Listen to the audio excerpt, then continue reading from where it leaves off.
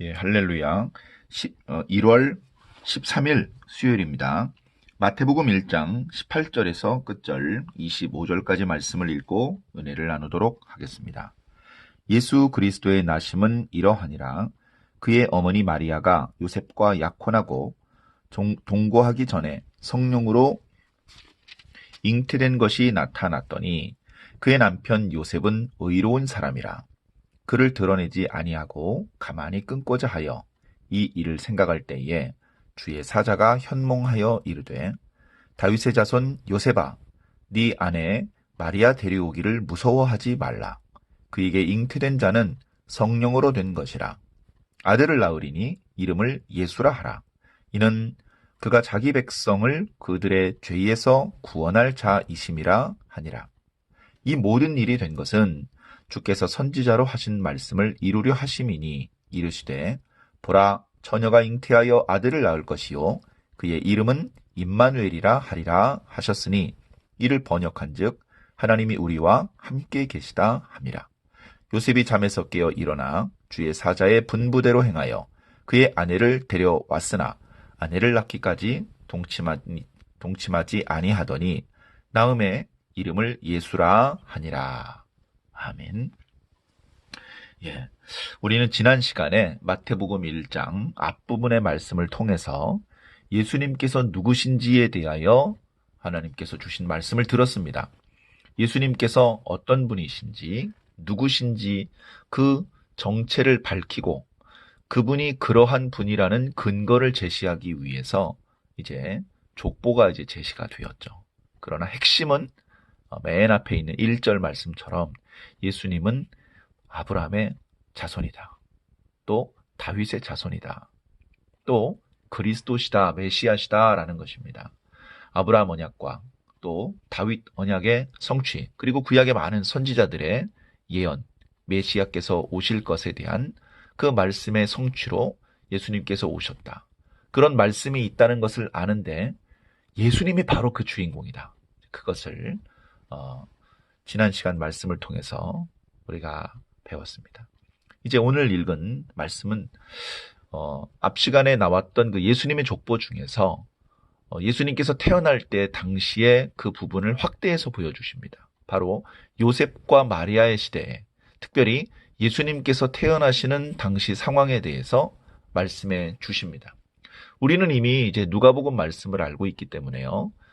하나님의 사자가 지금 이제 요셉에게 꿈으로 뭔가 말씀해 주시는 모습이 나오는데 이것 말고도 하나님의 사자가 이제 마리아의 친족 엘리사벳에게 또는 사가랴에게 이렇게 말씀하셨고 또 마리아에게 말씀하셨다는 것을 알고 있습니다.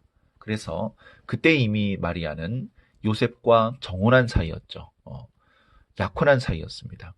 그런 상태에서 이제 천사를 통해서 수태고지에 대한 말씀을 들었고 부부가 다 모두 하나님 앞에 신실한 사람들이었기 때문에 하나님의 말씀을 믿고 순종하는 그런 이제 모습을 보였습니다. 이제 오늘날에는 약혼을 하는 경우가 많지 않은데요. 과거에는 약혼을 먼저 하고 이혼을 하는 경우가 많았습니다. 특히 오늘 말씀에 있는 것처럼 마리아와 요셉은 이미 정혼한 사이, 결혼하기로 약속한 사이입니다. 약혼한 사이죠. 보통 당시에 결혼하기에 앞서서 1년 정도 전에 미리 이제 약혼을 한다고 합니다. 그러면 그 약혼은 사실상 결혼이랑 다름없는 강력한 효력이 있다고 합니다. 거의 깨지는 일이 없기 때문에 그렇죠. 그래서 약혼만 해도 합방을 하고 이렇게 한 집에 살고 그런 것은 아니지만 각자 자기 집에서 결혼을 준비하면서 그렇게 약혼한 상태로 살게 되지만 그러나 이미 남편과 아내로 서로를 호칭하는 그런 정도로 강력합니다. 이 약혼을 깨려면 방법이 세 가지밖에 없습니다. 하나는 두 사람 중에 한 사람이 죽어야 됩니다. 그 다음에 두 사람이 마음을 바꾸어서 이혼을 해야 됩니다. 이혼은 쉬운 게 아니죠. 많은 그 성읍의 장로들 또 친족들 증인들을 초대해서 우리가 약혼을 했는데 이혼을 하기로 했습니다. 그렇게 이제 선언을 하고 이혼을 하는 겁니다. 그러나 이혼을 하는 것은 또 사회적으로 평판이 나빠질 수 있기 때문에 그렇게 함부로 할 수 있는 게 아니죠. 그 다음에 이제 마지막으로 두 사람 중에 한 사람이 불륜을 저지릅니다. 간음을 저질러요. 근데 남자가 간음하는 것은 잘 드러나지 않지만 여자가 간음한 경우에 임신을 하면 이제 간음이 확실하잖아요. 그렇게 되는 경우 고소할 수 있습니다. 율법에 의해서. 그렇게 고소하면 그냥 이혼만 되는 것이 아니고 그 여자에게 이제 율법에 명하고 있는 아주 혹독한 그런 징벌이 가해지는 그런 상황입니다. 자, 두 부부가 서로 사랑했고 또 서로 신뢰하고 이렇게 좋은 사람이라고 생각을 해서 약혼도 했고 이제 결혼을 준비하면서 나름 이렇게 행복한 시간을 보내고 있었을 텐데 그런데 요셉에게 마리아가 임신했다는 그런 소식이 들려옵니다. 이제 그것을 숨기는 게 뭐 한계가 있겠죠. 그리고 마리아의 입장에서는 그것을 설명하기가 쉽지는 않았겠지만 본인은 당당하고 부끄러운 일을 하지 않았기 때문에 그 사실이 요셉에게 전해졌습니다. 요셉은 이제 오늘 말씀에 보면 요셉에 대해서 소개하기를 뭐 유다 지파고요, 당연히 다윗의 후손입니다. 이제 그러면서 요셉이란 사람 개인의 성품은 의로운 사람이다. 참 착하고 하나님 앞에 신실한 그런 이제 착한 사람이었던 것이죠. 자, 그런 사람이 이제 정원했던 믿었던 그 마리아가 임신을 했다. 이런 이제 소식을 들었습니다. 자신이 아직 약혼 상태이기 때문에 아직 합방을 하지 않았습니다. 그 아이가 자기 때문에 생긴 아이가 아니거든요. 그럼 그 아이는 어디서 생겼단 말입니까? 그러면 이제 불륜을 저질렀다. 아내가 그 마리아라는 여자가 간음을 한 것이구나. 이제 그런 것들을 생각해 볼 수 있겠죠. 그 사실은 요셉이 받아들이기 어려운 내용이었을 것입니다. 배신감도 느끼고 분노도 일어나고 실망도 그래서 아마 밤잠을 이루지 못하고 많은 고민을 했을 것입니다. 오늘 말씀을 보니까 요셉이 의로운 사람이기 때문에 그 사실을 동네방네 떠버려가지고 마리아를 망신을 주고 마리아로 하여금 율법에 고소를 해서 혹독한 그런 처벌을 받게 그렇게 하지 않고 가만히 끊고자 했다라고 표현하고 있습니다. 이 표현은 이제 이혼을 하는 방법으로 약혼을 깨려고 했다. 이거 마리아라는 사람에게 곤란을 주고 싶지는 않고 그래서 이거를 막 일을 벌리지 않고 최소한의 증인들만 불러서 여러 가지 사정으로 이혼하게 됐으니까 조용히 일을 처리해 주시기를 바랍니다. 뭐 이렇게 얘기하면서 이 일을 마무리 지으려고. 그러나 이제 개인적으로 화도 나고 실망감도 있고 큰 마음에 충격을 받았겠죠. 그래서 이거 아무래도 이혼을 해야 되겠어 하면서 별로 즐겁지 않은 그런 고민을 하고 있고 그런 와중에 밤늦게 이제 밤잠을 설치고 있었겠죠. 고민을 하고 있었겠죠.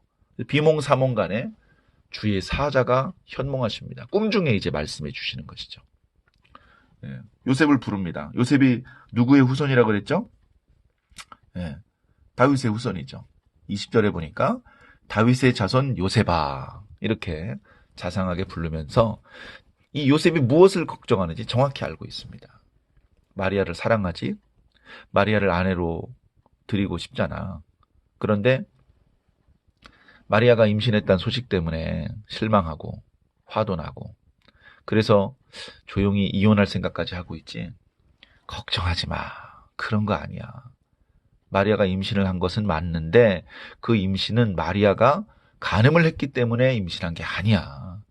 그 아이가 임신하게 된 것은 성령님 때문에 임신하게 된 거야. 하나님의 뜻대로 임신하게 된 거야.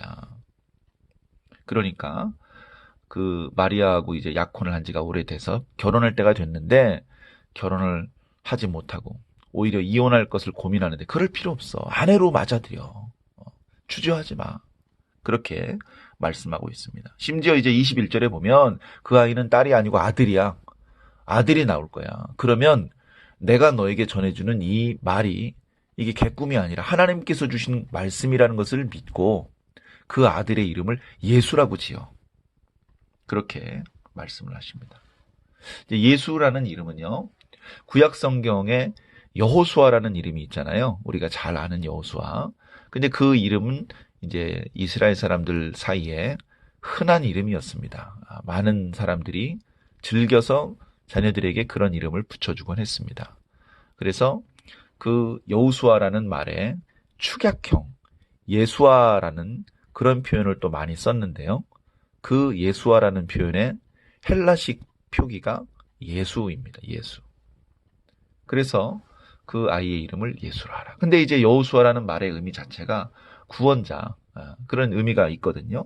그러면서 21절에도 이름을 예수라고 붙이는 이유는 그 아이가 자라나면 자기 백성을 그들의 죄에서 구원할 자가 될 것이기 때문이다 라고 설명하고 있습니다.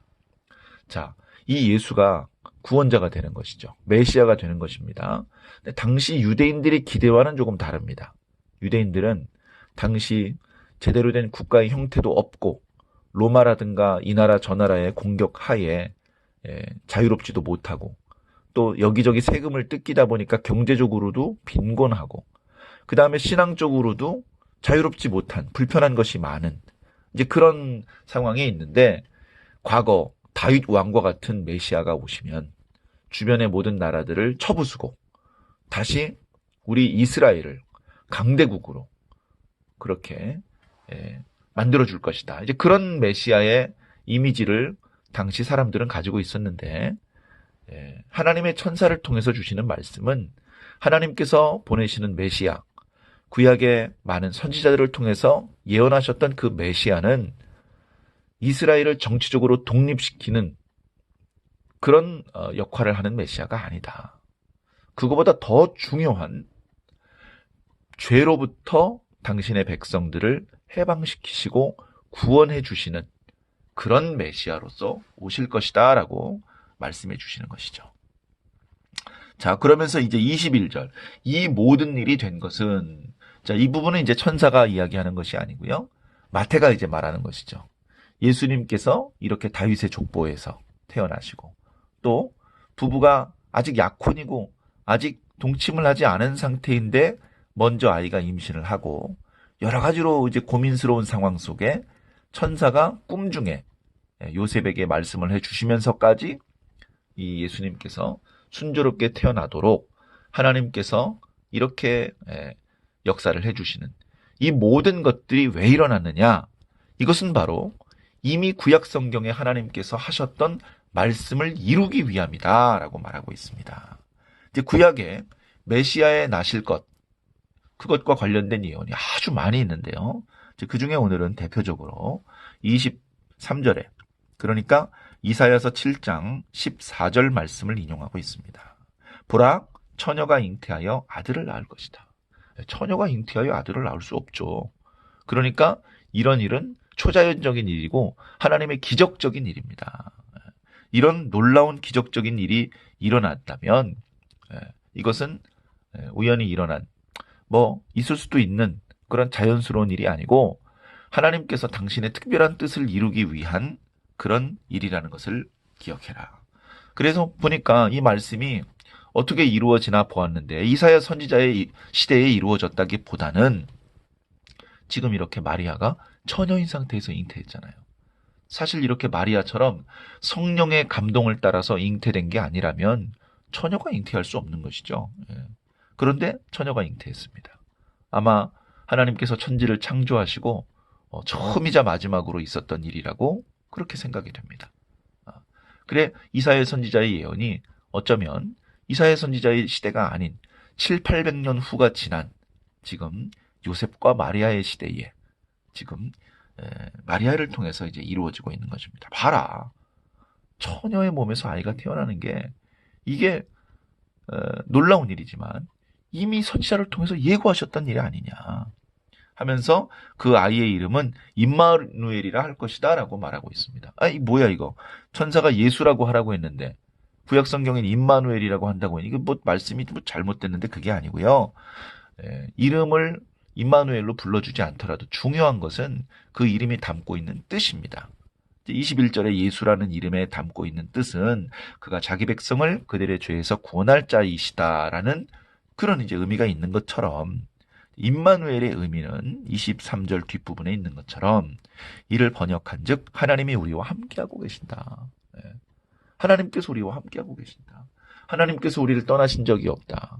하나님께서 우리를 향하신 시선을 거두신 적이 없다. 우리를 향해 쏟으셨던 관심과 애정, 사랑을 거두신 적이 없다. 그러셨던 하나님께서 이제 본격적으로 당신의 백성을 구원하시고 당신의 구원 프로젝트를 가동하기 위해서 획기적인 일, 처녀가 잉태하여서 아이를 낳게 되는 그런 놀라운 사건을 통해서 구약의 모든 말씀을 이루시면서 동시에 당신의 구원을 펼쳐 나가신다. 이렇게 말하고 있는 것입니다. 자, 24절에 보니 자, 요셉이 잠에서 깼습니다. 전날 밤까지는 고민이 많았고 이거 이혼을 해야 되나? 너무나 안타깝다. 그런 근심 중에 비몽사몽 쉽게 잠을 이루지 못하다가 꿈 중에 천사를 통해서 모든 사실을 듣게 되었습니다. 요셉은 의로운 사람이라 이 천사를 통해서 주셨던 하나님의 말씀을 다 믿었습니다. 그래서 일어나자마자 즉시 천사를 통해서 주셨던 말씀을 순종했습니다. 더 이상 미루지 않고 마리아를 자신의 아내로 맞아들였습니다. 아이가 먼저 태어나면 이게 더 상황이 복잡해지잖아요. 얼른 마리아를 자기 아내로 맞아들였습니다.